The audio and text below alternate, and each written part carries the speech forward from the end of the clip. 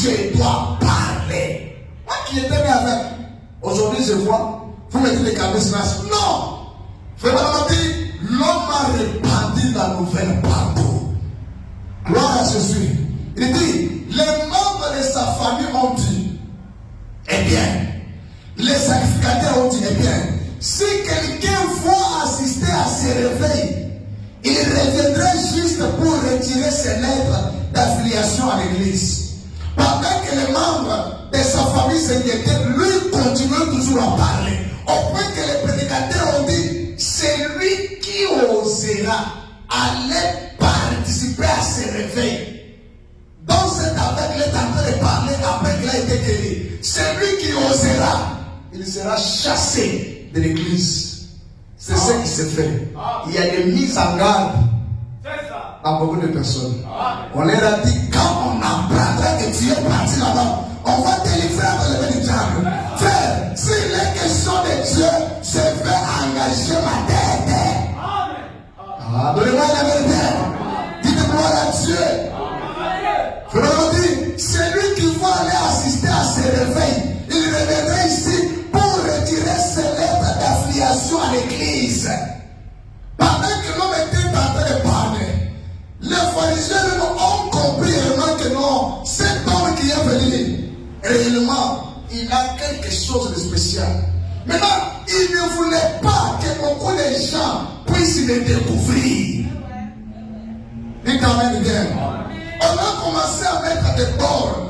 On a cherché à les répéter maintenant. Nous parlons sur les œuvres du diable qui s'opèrent aujourd'hui parmi les soi-disant hommes de Dieu. Parce que c'est une guerre qui n'a pas commencé aujourd'hui. Ça date d'abord du temps de notre Seigneur Jésus-Christ. Dites amen bien. Gloire à Jésus. Frère, on dit c'est tout. Le père et la mère de l'enfant avaient peur de cela. Il ne veut pas que nous parlons de l'église. Frère, on dit, on est venu leur demander comment ces garçons a-t-il recouvert la vie. Ils ont répondu, il a de l'âge, demandez-lui. Ils avaient peur, mais celui qui avait été guéri était influencé. Ses parents avaient peur de parler ce témoignage afin qu'il ne soit pas excommunié de l'église. C'est pourquoi beaucoup des églises aujourd'hui ne sont pas des églises, ce sont des clercs. Parce qu'un fait ne peut pas combattre un autre fait. Donnez-moi une amène bien. Donnez-moi une amène bien. Ses parents avaient peur que s'ils allaient parler, on allait excommunier. Il dit, demandez-lui, il a l'âge, il peut expliquer lui-même ce qui s'était passé. On lui a dit, cet homme est un pécheur. Donne gloire à Dieu. Nous ne savons d'où vient cet homme. Il dit, il n'a pas de référence. Nous ne collaborons pas avec lui. Nous n'avons rien à faire avec lui. Nous ne savons d'où il vient. Nous savons que c'est un pécheur. Ça, ce sont les déclarations des hommes de Dieu, des docteurs, des sacrificateurs qui lisaient la loi de Moïse, qui prétendaient être les serviteurs de Dieu, mais ils ont ignoré la présence de leur Dieu créateur sur la terre.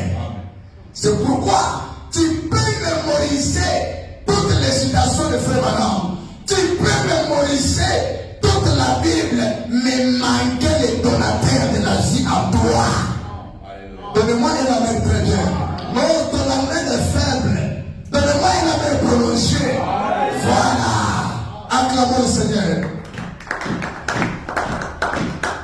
Les pharisiens lui disent non, cet homme-là, nous ne savons pas d'où il vient. C'est uniquement on l'a vu seulement dans la vie. Il t'amène bien.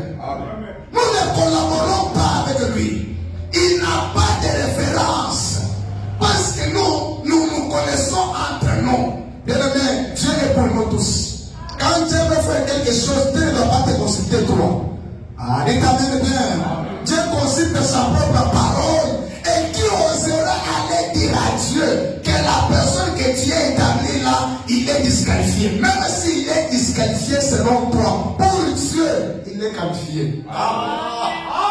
Donnez-moi un amen bien. Donnez-moi un amen bien. Il est le choix de Dieu. C'est la personne que Dieu a trouvé bon de placer. Et non, vous voyez, il n'a pas étudié, mais Dieu a voulu qu'il soit là. Vous voyez, il n'est pas comme nous, mais Dieu a voulu qu'il soit là. Qui es-tu pour changer la pensée de Dieu? Qui es-tu pour changer le programme de Dieu? Gloire à Jésus. Nous ne savons pas d'où il est venu. Et tout cela, c'était avec comme objectif d'éloigner la personne de notre Seigneur Jésus-Christ. Acclamons le Seigneur. Nous ne collaborons pas avec lui. Et à la fin, il dit, nous savons que c'est un péché et qu'il est du diable. C'est pourquoi dans la vie, Josué, arrête de toi te justifier. Quand quelqu'un ne t'aime pas, même si tu te justifies comment, il ne sera pas démocrate. Parce que pour commencer, il t'aide. Dites Amen. Arrêtez de trop te justifier, chercher à avoir des raisons. Quand la personne ne t'aime pas, il ne t'aime pas. Nous sommes dans un monde où on peut te coller des choses. C'est pourquoi j'ai toujours dit, les grands hommes, frère Zoé, ils ne bâtissent pas les réputations. Les grands hommes bâtissent leur intégrité. Dites Amen en plus. Parce que la réputation, c'est ce que vous êtes vis-à-vis des gens. C'est ce que les gens pensent dans leur tête. Ils te regardent comme ça. C'est son tête qui imagine ça. Mais l'intégrité, c'est ce que vous êtes vis-à-vis de Dieu et vis-à-vis de votre cœur. Dites Amen bien. C'est pourquoi quand tu as l'incompréhension, tu veux te justifier, tu crées la confusion. Avance. Tu connais là où tu te tiens. Alléluia. Vous allez voir qu'ils ne l'aimaient pas. Au finish, ils ont déclaré que non, cet homme-là dont tu parles, qu'il est un homme de Dieu là, c'est un péché. Mais là, c'est Jésus, on l'a appelé péché là. Alors toi, alors moi, et ta manière, c'est un péché. C'est Jésus, on l'a appelé péché. Arrête de te justifier. J'ai beaucoup aimé la réponse de cet homme. Cet homme avait une bonne réponse pour eux. Il a dit, eh bien, c'est vraiment étrange. Il a dit, eh bien, vous êtes censés être les conducteurs du pays. Et cet homme m'a redonné la vie. Et cependant, vous savez d'où il vient. Il a dit, eh bien, s'il est pécheur ou pas, je ne peux pas vous le dire. Mais, je sais une seule chose. Que j'étais aveugle, maintenant je vois. Amen. Voilà la véritable position d'un chrétien. Ce n'est pas quelqu'un qui est malhonnête.